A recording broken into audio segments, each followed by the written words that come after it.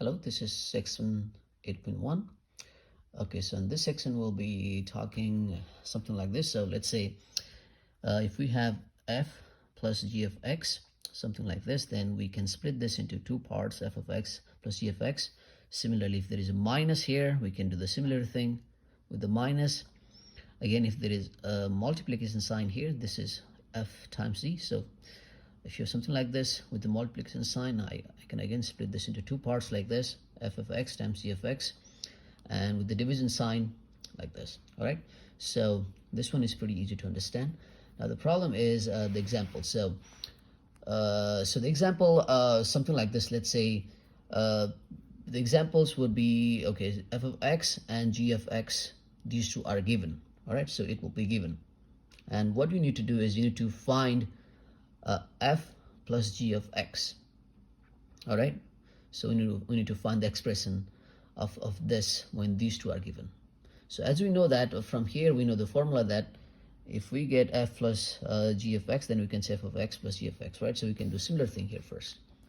So the first is f of x plus g of x, right? And we know that f of x is x squared minus 3x plus, and g of x is 4x plus 8. All right, and then after this we can just do a simple algebra. So just combine this to -3 and 8, so we get x squared plus 4x plus 5, right?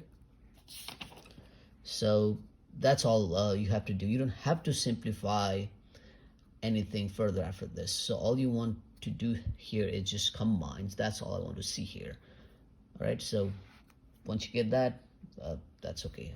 You can just leave your answer right here. Now for this, you need to find the value of f plus g of 1.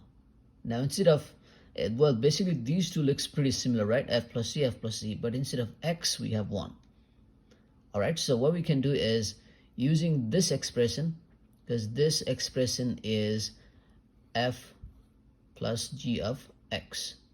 Now if I change this x to 1, all you can do here is replace x here by 1. So 1 squared plus 4 times 1 plus 5. So this will give 1 squared is 1, so 4 times 1 is still 4, so this will give 10.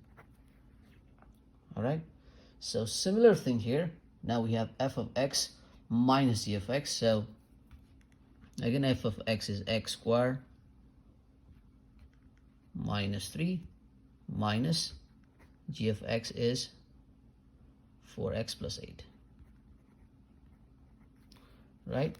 Now, since we have a negative here with the parentheses, so we need to distribute this negative to these two terms. So then we get x squared minus 3x minus 4x minus 8.